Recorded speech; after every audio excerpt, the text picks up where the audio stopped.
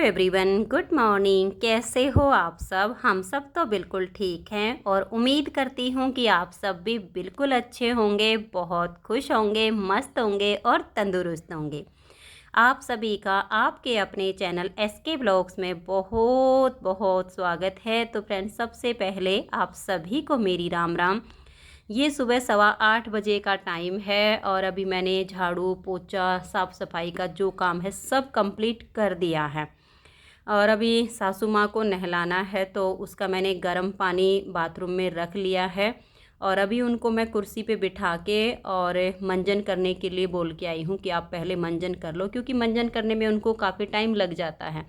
तो फिर मैंने सोचा कि इतनी देर मैं खाली खड़ी होके क्या करूँगी, उनको नहलाऊंगी, मालिश वगैरह करूंगी, तो लगभग पौने घंटे का टाइम तो मुझे उसी के काम में लग जाएगा।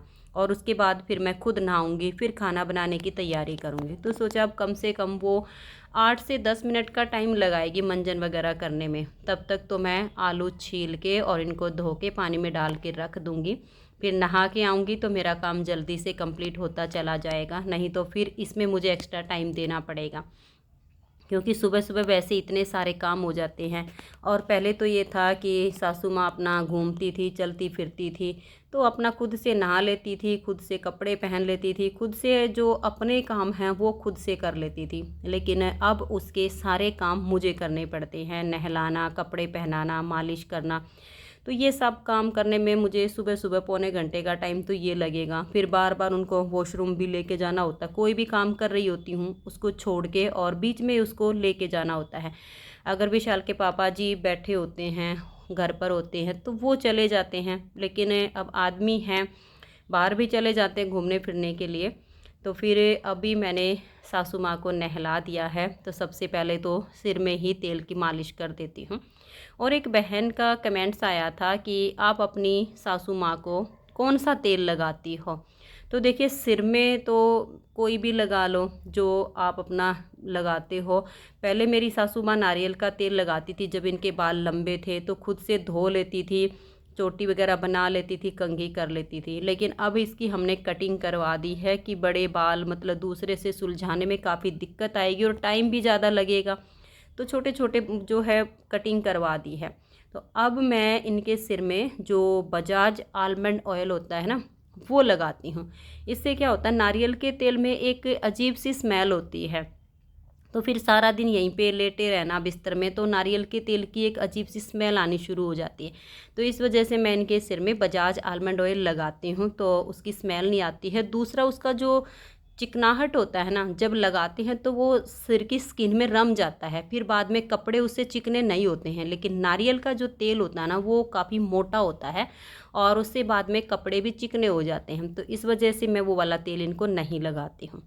और ये जो इनके हाथ पैरों की मालिश का जो तेल है, ये डॉक्टर ने ही दिया हुआ है। कुछ आयुर्वेदिक तेल है, तो जैसे नसें दब गई हैं, पैर में सुन्नपना है, उसको उतारने के हिसाब से डॉक्टर ने तेल दिया हुआ है। और ये तेल भी ऐसा है, देखने में तो काफ़ी गाढ़ा लगता है ये, लेकिन जब मैं इसकी मालिश करती हूँ और मालिश करते करते ये स्किन के अंदर ही रम जाता है, मतलब इससे कपड़े चिकने नहीं होते हैं, समा जाता है स्किन के अंदर। तो मालिश वगैरह अभी इनके पैर की, हाथ की कर देती हूँ, काफ़ी टाइम लगता है। और ज़्यादा टाइट हाथ से भी मालिश नहीं करनी है, मतलब हल्के हाथ से करनी है, ताकि अच्छे से जो तेल है इनके पैर में रम जाए। वैसे तो काफ़ी हद तक आराम है, लेकिन उम्र का भी तकाजा है, उम्र ज़्यादा हो चुकी है। अगर जैसे मान लें इनकी उम्र कम होती तो इतना आराम है इनके शरीर में, ये कब की पैरा चल पड़ी होती। लेकिन अब उम्र ज़्यादा है, शरीर में थकान ज़्यादा हो गई है, का लगभग 15 दिन हो गए हैं इनको लेटे हुए। इस वजह से मतलब ये अपने शरीर का दबाव नहीं दे पाती है पैर पे, तो सहारा लेकर ही चलती है। और एक दो बहनों के कमेंट्स आए थे कि आप माँ जी के लिए जो स्टील वाला वॉकर आता है ना बड़ा सा, वो ला कर दे दो। तो देखिए सोचा तो हमने भी है कि हम इनको जो है स्टील वाला वॉकर ला के देंगे, लेकिन उसका फ़ायदा तभी है जब ये अपने हाथ से किसी चीज़ पर दबाव दे पाएगी। अभी ये अपने हाथ का जो है दबाव नहीं दे पा रही है, इसे दूसरे आदमी का सहारा चाहिए होता है। जिस दिन ये मतलब हाथ की पकड़ करके और ये लगेगा कि हाँ उसको मैं उठा के आगे रख सकती हूँ, तभी उसको लाने का कोई फ़ायदा है। इस वजह से अभी हम सोच रहे हैं कि इसको थोड़ा सा और ठीक होने देते हैं। अभी इसको हम अपने सहारे से ही चलाते हैं।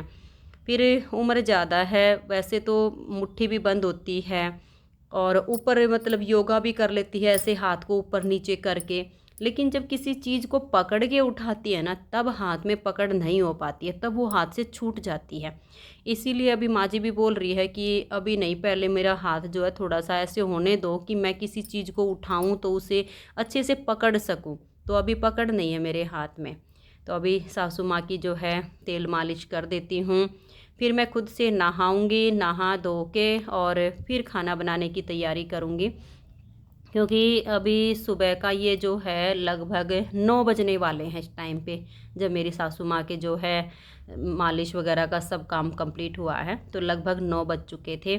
तो कर देती हूँ इनकी जो भी मेरे हिस्से की सेवा है। बाकी करने वाली तो मैं कौन होती हूँ, परमात्मा जिससे जो करवाना चाहता है वही होता है। मेरे अंदर तो ये भी गुरूर नहीं है कि भाई मैं इनकी सेवा करती हूँ, नहीं।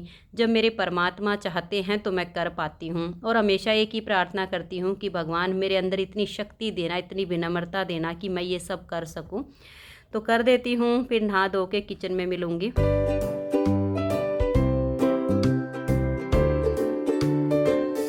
तो फ्रेंड्स अभी नहा धो के बालों में कंघी करके किचन में आई हूँ, तो पूरे 9:30 बज चुके हैं। आलू मैंने पहले से धो के रख दिए थे, टमाटर प्याज वगैरह पूरी तैयारी मैंने पहले ही कर दी थी। तो अभी मैंने जो है छौंक बनने के लिए रख दिया है। तब तक आलू काट लेती हूँ और सेम की फलियाँ वगैरह काट के साथ फिर सब्ज़ी में छौंक लग जाएगा, क्योंकि अभी किचन के काम की तो मैंने स्टार्टिंग की है। पहले मैं साफ़ सफाई में लग गई थी कि एक बार अगर सुबह साफ़ सफाई का काम हो जाता है, झाड़ू पोछा, फिर सासू माँ का भी काम होता है, उनको नहलाना मालिश वगैरह करना। तो मैं ये सोचती हूँ कि अगर ये वाले काम मेरे सबसे पहले हो जाते हैं तो फिर खाना मैं बाद में बना लूँगी।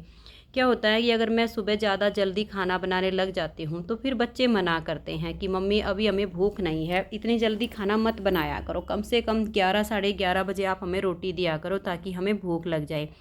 और फिर सासू माँ का भी होता है, सुबह एक बार पपीता दे देती हूँ उनको, फिर दूध, एक आध केला वगैरह खाना चाहती है तो केला खा लेती है, बिस्किट उनका मन होता है तो बिस्किट ले लेती है।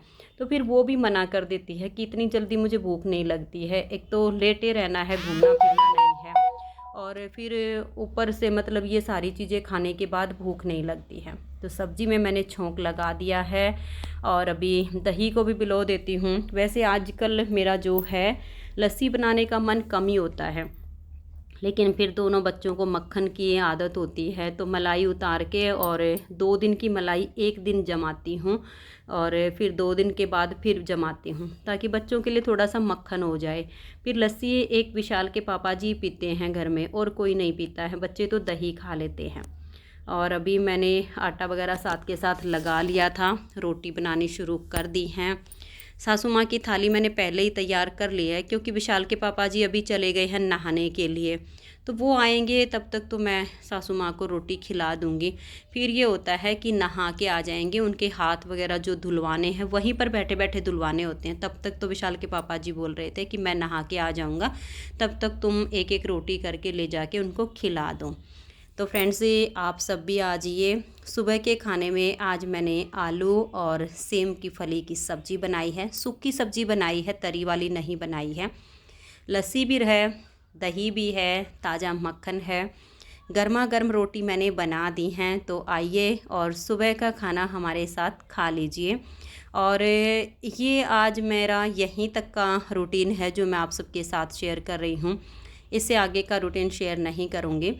तो अभी खाना बना के पहले सबको खिलाऊंगी, फिर बाद में खुद खाऊंगी, किचन वगैरह साफ़ करूंगी। तो करते करते जो है मुझे लगभग 11:30 तो आराम से हो जाएंगे, सारे काम से फ्री होंगी। तो उसके बाद फिर 1 घंटे का मैं रेस्ट करना सोचूंगी, क्योंकि रात को भी कम ही सो पाती हूँ। बार बार उठना होता है सासू माँ के लिए, कम से कम 5-6 बार तो रात को मैं ज़रूर उठती हूँ। तो 1 घंटे का फिर मैं रेस्ट करूँगी। आज की इस वीडियो का मैं यहीं पर एंड कर देती हूँ। परमपिता परमात्मा से यही प्रार्थना है कि परमात्मा आप सब पर अपनी कृपा बनाए रखे। मिलते हैं एक अच्छी सी वीडियो के साथ, तब तक के लिए आप सभी को मेरा प्यार भरा नमस्कार। राधा स्वामी, राधे राधे, जय श्री राधे। Bye bye. खुश रहिए और अपना अपना ध्यान रखिए।